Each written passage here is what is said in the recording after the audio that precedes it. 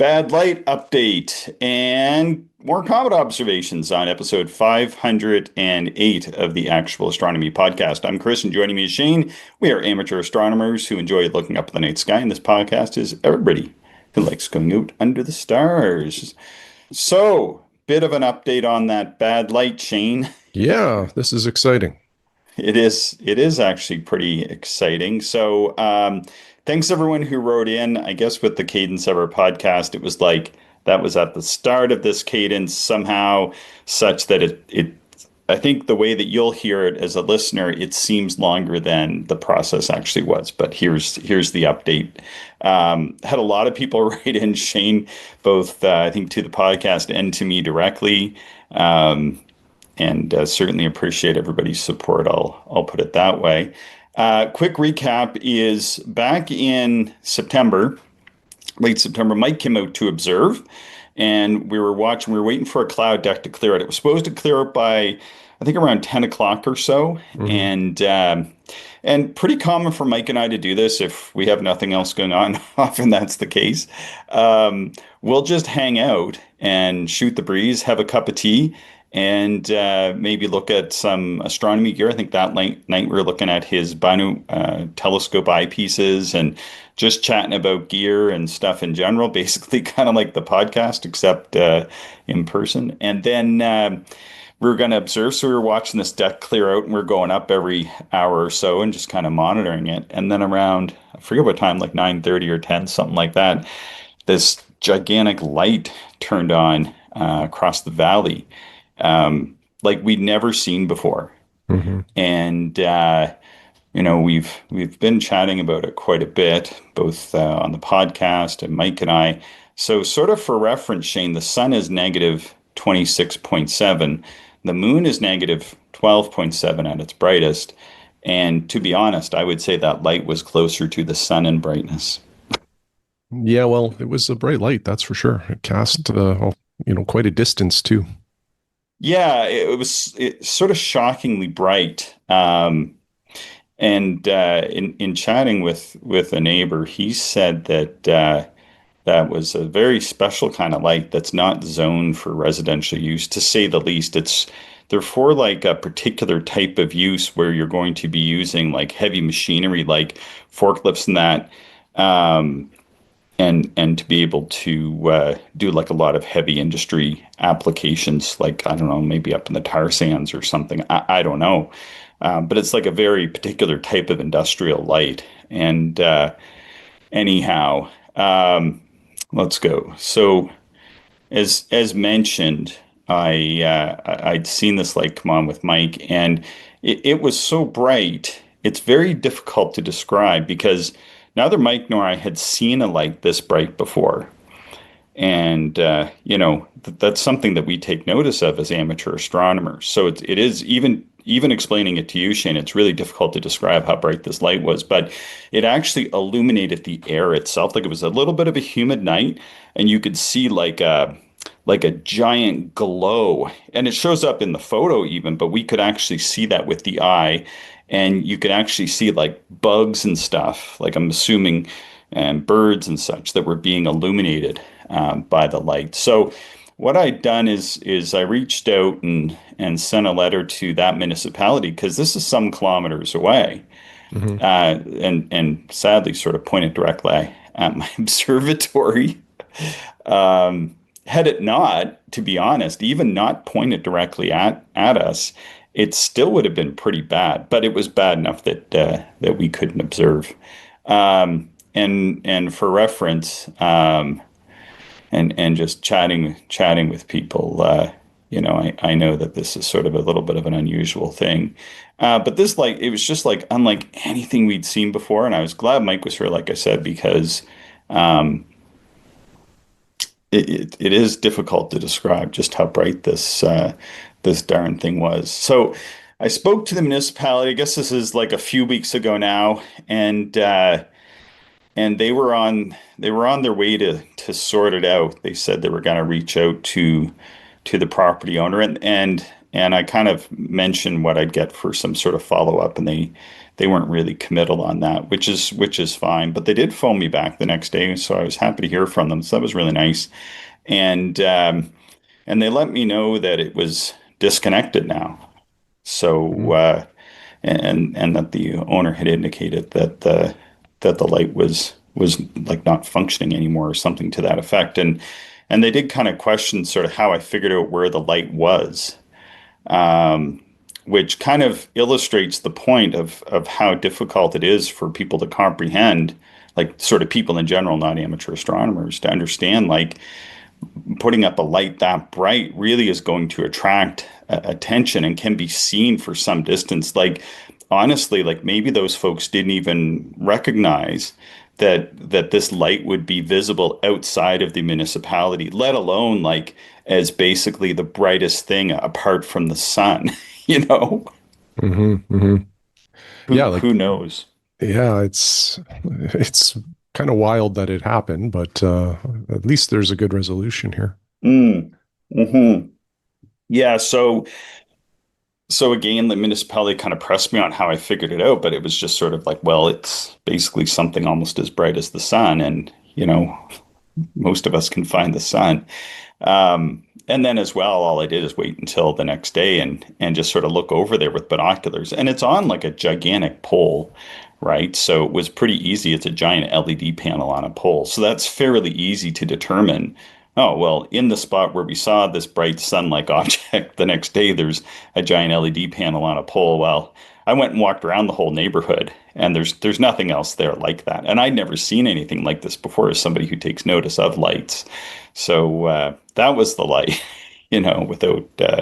without question. It hasn't been on since. So boom, Problem uh, solved. problem solved. Yeah. So thanks to Rick Huziak for helping me sort that out, because he was able to do what would have taken me a heck of a lot longer to do, and really kind of help me focus on sort of the issue at hand to get it resolved fairly quickly with the municipality. There's kind of like a way to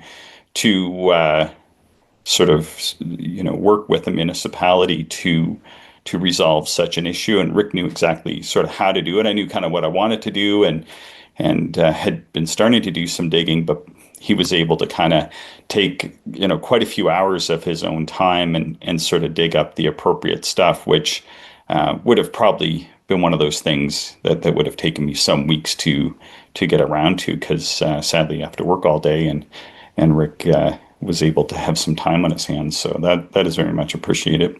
Hmm.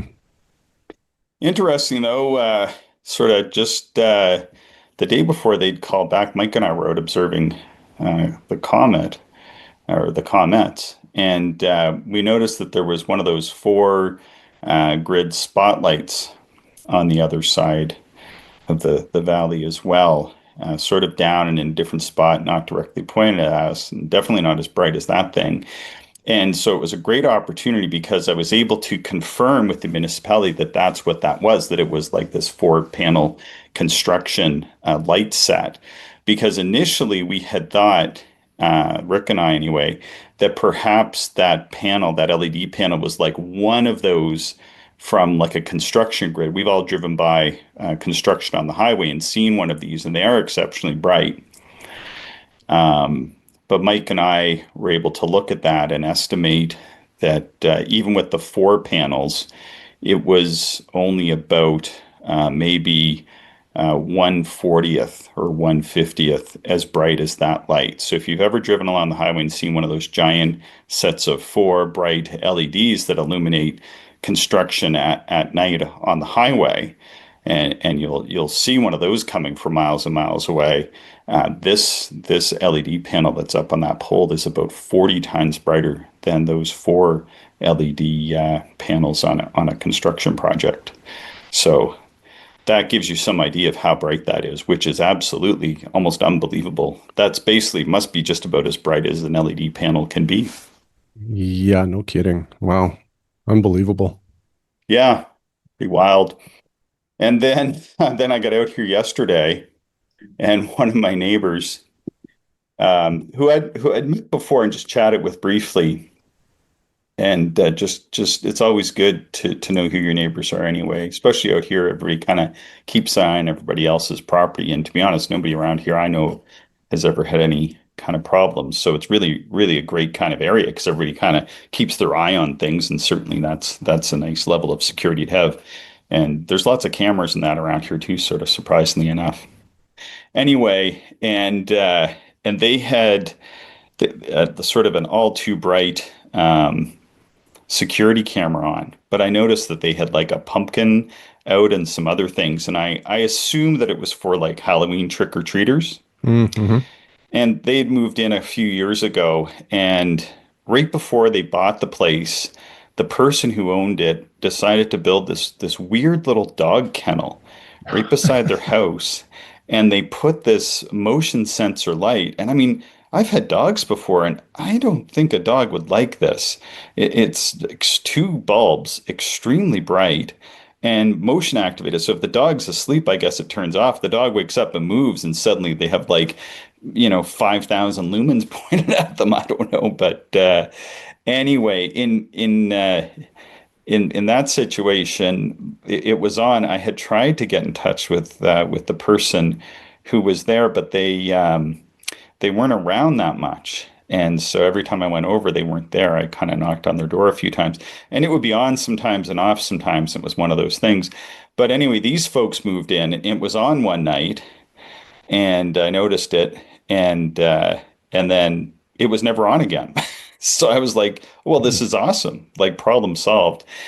Last year, I noticed it had been on once or twice in the fall, and never really thought too much of it. I was just like, "Oh well, I guess it was just on." And I sort of noticed it late, like obviously at night when it's dark, but it is bright enough that if you're walking by, you'll see it.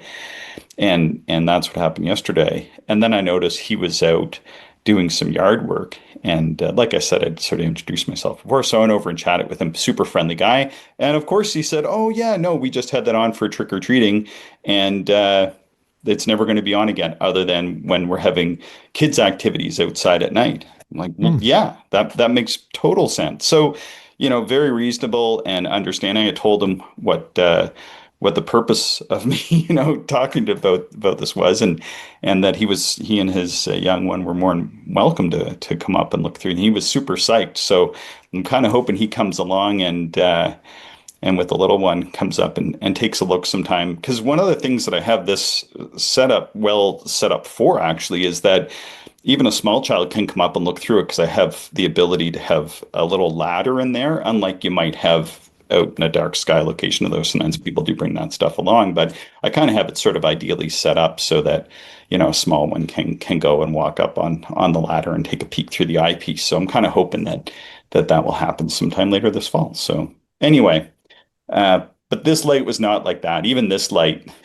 wasn't as disruptive as that giant light across the way, which is sort of unbelievable when a 5,000 lumen light, 150 feet away, isn't as bad as a light that's kilometers away. So it kind of gives Yeah, you an exactly. indication. Yeah. All right.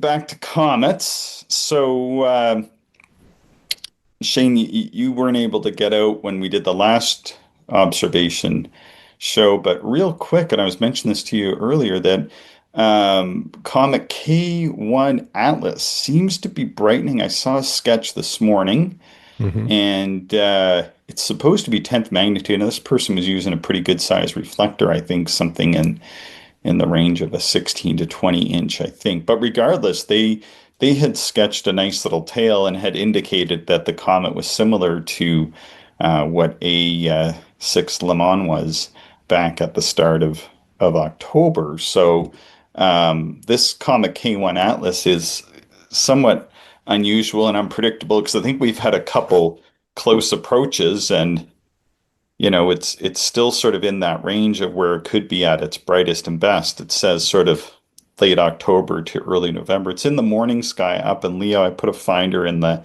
end of the notes, but I just wanted to put that in. Make sure people are aware.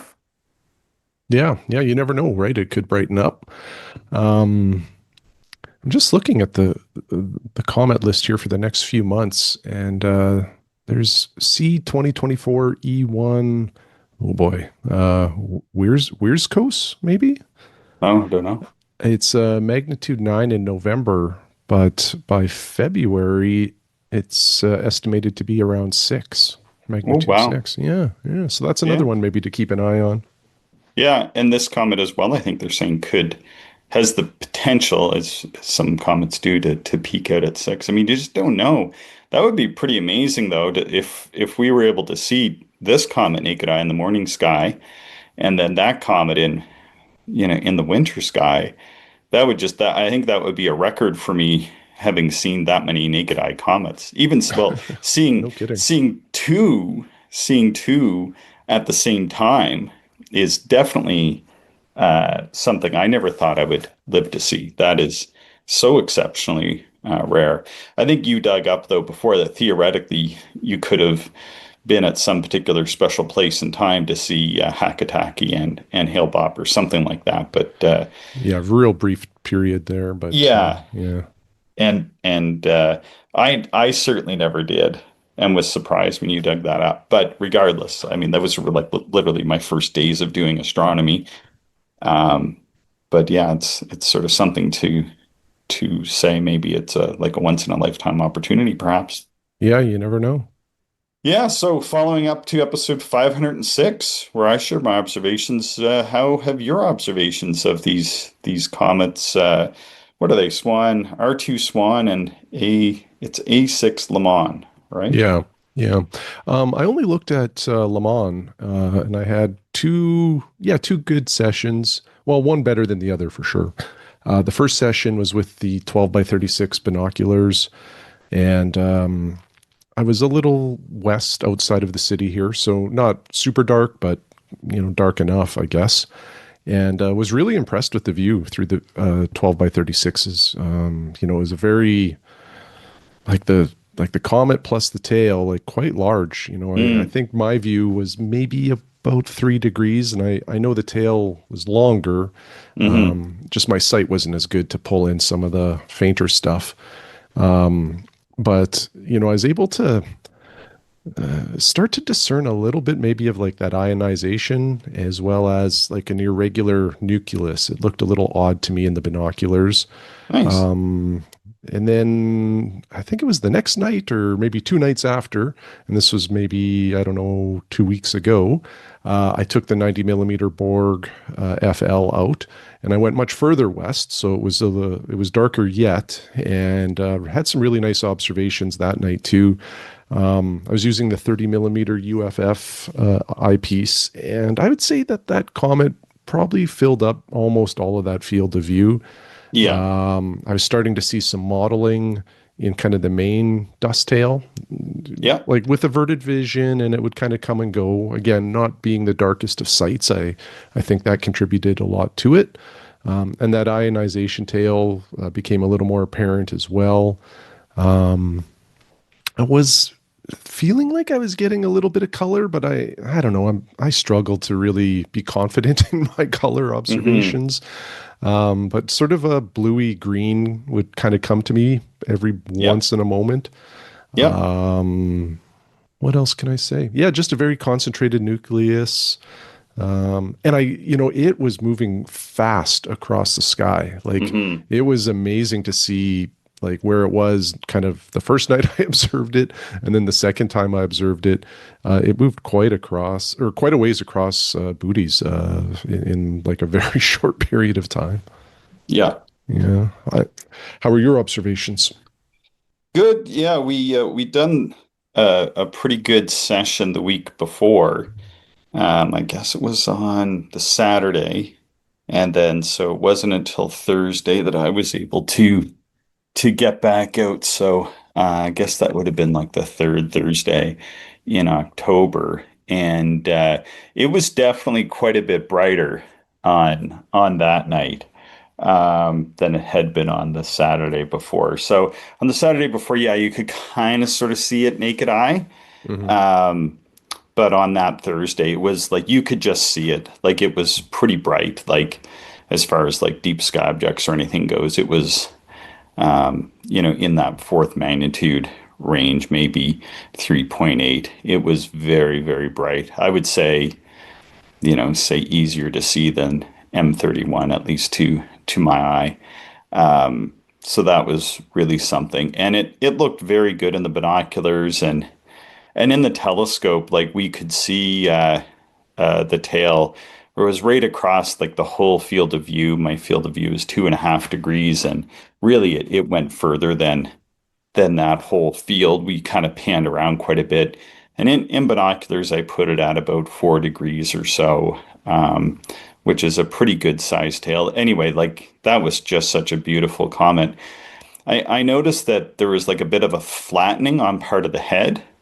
Oh, really? Yeah, of the comet. I did look that up in photos afterwards, and yeah, that was the case. I don't think I saw quite as much detail in the nucleus as I did on the previous Saturday, but I saw this sort of head flattening, and we could see the ionized tail, and we could see like a real central concentration in the tail itself. So we could see a fair bit of detail there, and the color wasn't as pronounced. It was kind of funny how it had changed. Like whereas it was brighter, we found that, or at least I found, I couldn't quite see the color quite as well as we did on the Saturday night. Like it was just sort of to my eye, it just looked kind of bluish, like or especially around like the edges and the less sort of where it kind of went from being well, it went from kind of being white at the core to sort of blue on the edges. It was almost looked like pretty severe, like chromatic aberration. But yeah, we could just sort of see that. But then as it got brighter, that was more difficult to see. So anyway, not really sure why that was, or whether it was just like the changes in my eye or the sky conditions or what it was. But that's what we saw. Yeah, it just adds to the intrigue, I think, for comets. You don't know how much they'll brighten, you don't know what they'll look like. They all really have like so many unique characteristics to them, Mm, and then they evolve like almost every night. So yeah, they're quite the thing to observe, and that's why we get excited about it, I think, and yeah, make it a priority to get out and observe. And I think for us too, Chris, we're pretty fortunate with the weather. Like this time of the year can be yeah, fairly cold for us, but the nights that I was out, it was plus temperatures. yeah. I really didn't have to dress, with heavy layers or anything like that. It was quite comfortable to observe and just enjoy the night. Yeah, no, it was really good. It was really nice conditions, and then yeah, we moved on to R2 Swan, and I had looked at lots of sketches before doing the observation, and I'd seen several people put the tail on, but I gotta say, we could see it as out of round, but I couldn't really say so much that I saw a definitive tail. It was sort of in the, not the best part of my sky, sort of more in like the fifth magnitude zone, but and fairly, low. But yeah, we just couldn't quite see that tail, and it was kind of out around. It kind of just looked almost kind of looked like in a way like M8 does through binoculars, maybe from the city or something like that. Is kind of what it looked like, really. Hmm. So wasn't too spectacular, but yeah, spent some time looking at it. I didn't do any sketches that night because my the guy who built my observatory said he was interested. So I'd been trying to get him up the week before, and then he actually came up that night, which is really cool because he spent so much time building the damn thing. Hmm. I shouldn't say the damn thing. The great thing really is what it is that that not to observe in the observatory and to see these things for himself, I thought was a bit of a crime, So he came up and had a look, and yeah, it was really cool. He, really enjoyed it, and then we kind of took him on a bit of a tour, looked at M13 and the Helix Nebula and M15 and M31 and a couple other clusters and that sort of thing. And that's always a lot of fun. It's always fun to show people stuff in the nighttime sky if they haven't. He's come up before and looked through my telescopes, but you know, not this one yet. And he was pretty stoked to see through the big one, Mm, and I think as well just to kind of see how I'm using it, because one of the things that I've taken note of in the past, we had an observing site in Ontario, and the farmer's land that we were on, very nice person, but he always expressed a lot of disappointment that we weren't out there more and using it. And it was difficult to explain, like, because he'd say, "I never see any lights on up there," you know. yeah. And it's sort of one of those things. Well, it's we're up there, we're doing this, but yeah, it's always nice to have people come up that have sort of been involved in the project to actually see how it works, right? And then it was quite nice. And then of course he starts getting a few other ideas. He did mention that night, though, that he might even entertain building another one at some point in time for me. So I was Well, how many I was pretty. observatories do you need, Chris? Oh, don't even start. But yeah, it was that was kind of funny because I think before, when I had maybe even jokingly mentioned it, he kind of sort of went stone cold on me at that point. Like, don't even joke about that. But then that night, because there's a few sort of lessons learned, I think, as it would be. But I know the one thing it's funny because, and I'll say this and then shut up about the observatory, is that when I wanted it built, I was really stuck on getting a 10 by 10. And he kind of talked me off the edge on that one and said, 8 by 10, or kind of maybe you don't get an observatory, is kind of the undertone, perhaps. And to be honest, this telescope that I ended up with and the way that that observatory works, yeah, maybe 10 by 10 might have been, but it works so well in this size, especially when I'm in there by myself, that's when I do the majority of my observing, though it's nice to have company or with one other person. It's sort of ideal, I have to say, because when I'm observing, and he's put all these little shelves in that are just with it, they're just within arm's reach. So I can sit and observe and then reach over and change my eyepieces without moving around. Mhm. If it was a foot larger in any direction, I would have to kind of get up and move, and it just feels so perfect. And it's one of those things where you want it to be big enough, but either being too small or too big ends up being a problem. And I don't think it's too small. So that makes me think that if we had gone larger, it would have been too big. So I think it's the best size. Plus, it's done. Like, I have it. And that's the thing that my wife stressed with me, is that, when I was thinking about that at the time, really ruminating over it, she said, well, the observatory, whatever observatory he builds, whether it's 10 by 10 or 8 by 10, is going to be way better than the observatory that you currently don't have, right? That's right. Yeah. It's So good anyway, perspective. yeah. And I mean, it does work, like, so well, really. Hmm. And he's done a few things to enhance it, which like I never would have thought of. And just the approach, which was, we're going to make it so that it's very airy, and it was too airy. We're getting a little bit of snow in last year, and so then he's gradually kind of plugged some of the holes in that. But you want to be able to have it stay within at least a few degrees of ambient, and it does. It stays within about 2 to 3 degrees of ambient by sunset.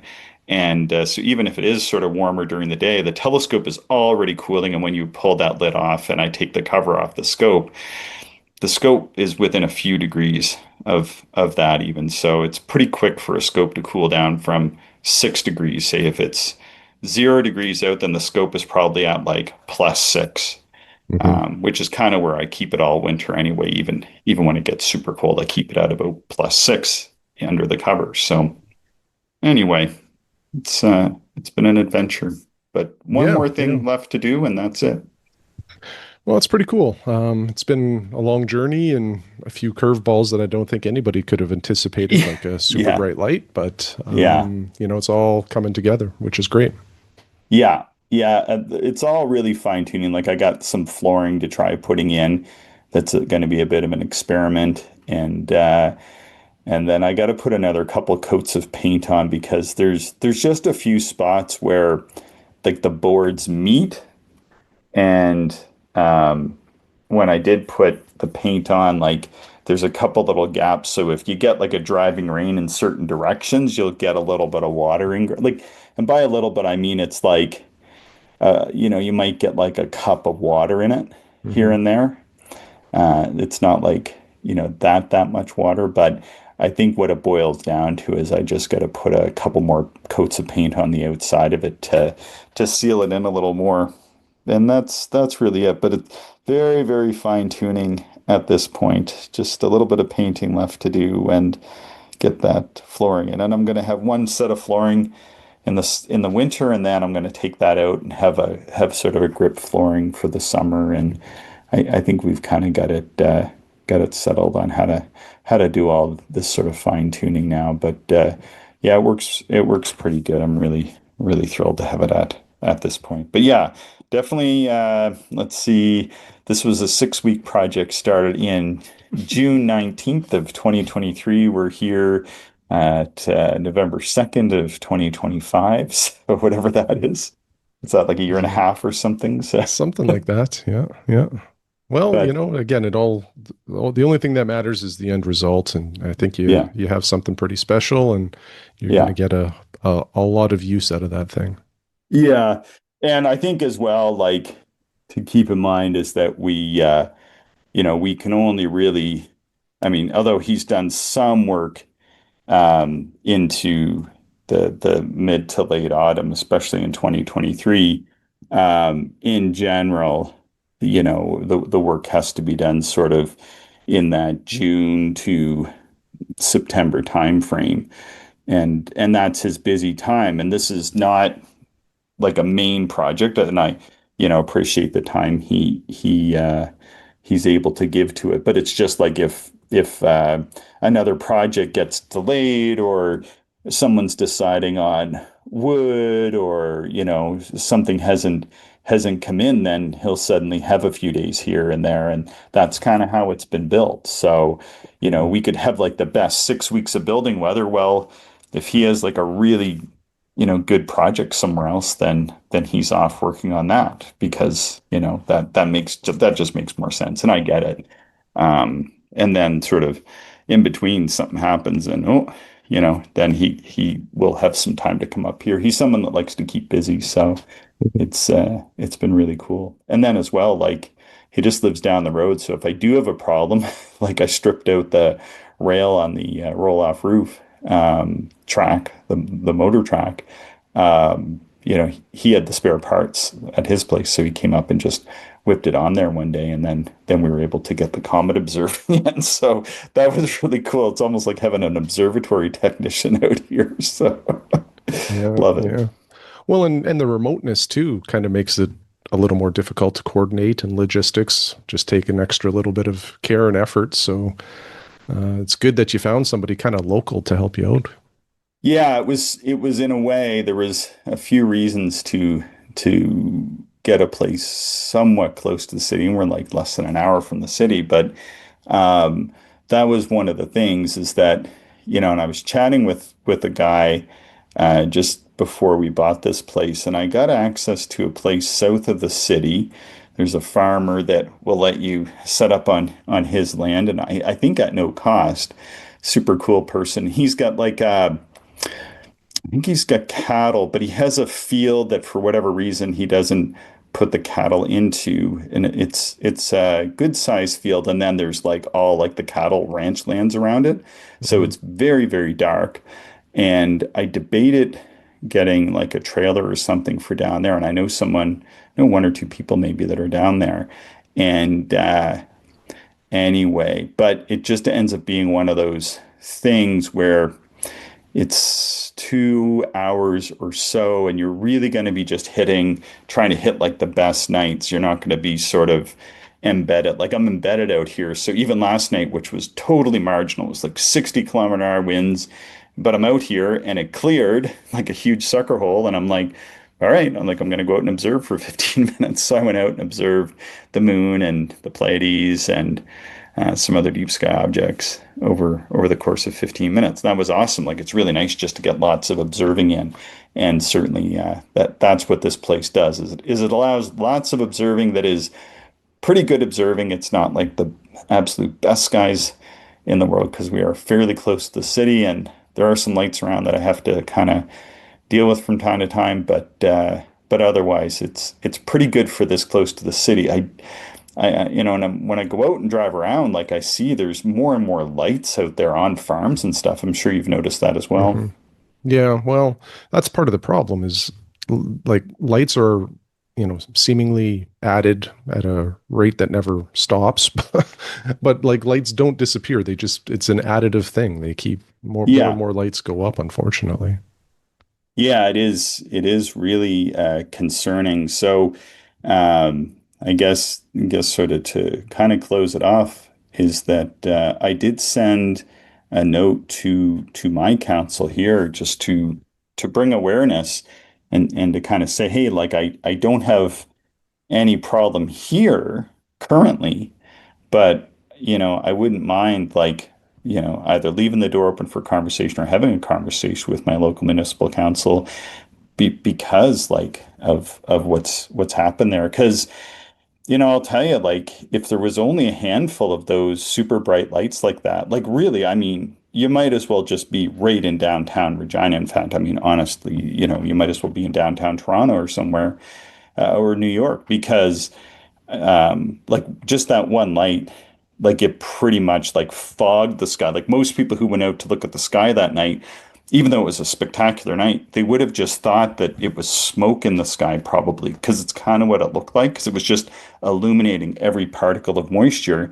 And if you had half a dozen in the valley here, I mean, I think that it would just look fogged up all the time. People would just assume that the weather had gotten crappier over time, but it wasn't. It was just like people going on and throwing on these switches, and that's it. Um, but yeah, we shouldn't see any more lights like that. It definitely is not a light for residential use, but lights for residential use have gone up in luminance over time. So I think it's one of those ongoing things. Makes me think what the long-term future holds. So kind of exploring those options in the back of my mind for sure. Hmm. Yeah, they kind of have to think about it because you never know. It could happen.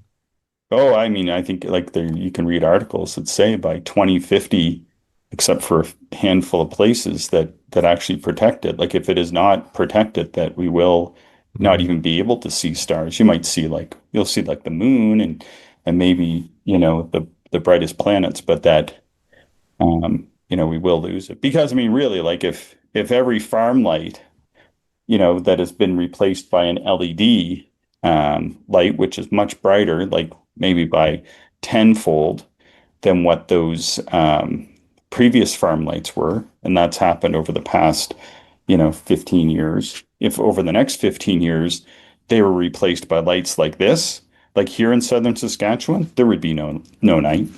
No Hmm. way. You wouldn't have any night of any real sort. Even if you were in the valley here and there was no lights like that, and every external light in this whole valley was extinguished, you would still, like, you might get to third magnitude. Um, like it won't take any time with lights like that. That was absolutely, well inconvenient for me. Definitely one of the scariest things I've ever seen for astronomy, just simply because of the impact of it. Like Hmm. that light alone was as much light as you would get in a pretty good little town or city. Probably that light would equate to as much light as maybe in Moose Jaw or like Guelph, Ontario or somewhere, or like Rochester, New York. Like that one light was like pretty much that bright. So that's kind of what we're facing, sadly. So anyway, more to come on that. I've been chatting to Rick and chatting to a few other people because I think this is really quite concerning for astronomy. I think that these kind of lights definitely are the biggest wake up call I've ever seen. So anyway, that's it on that. Yeah, yeah, no, it's a good thing that we should keep talking about because out of sight, out of mind type of thing, and it really does require constant vigilance, I think, to try to protect the skies and try to reduce the amount of light pollution that is almost seemingly inevitable, but should Yeah. not give up the fight. Try to preserve Yeah, as and much as we it's can. And it's weird too because, I honestly think that those individuals really just had no idea. Like I really think they thought it was pretty bright, perhaps, to light up their property like that. But honestly, I think that they were really astounded over there that I had, like that it looked like that and that it would have that much impact. I think they really couldn't believe it. I mean, and like we kind of couldn't believe it either. But yeah, that's that's the nature of it. But anyway, Hmm. I won't beleaguer the point as much as I have. But all right, well, thanks for listening, everybody. Please subscribe, share the show with other stargazers you know, and send us your emails, questions, and inquiries to actualastronomy@gmail.com. Thank you, everyone, for listening, and we hope you enjoyed the show. If you are interested in more information, would like to contact us, or if you would like to support the podcast, check out our website, actualastronomy.com.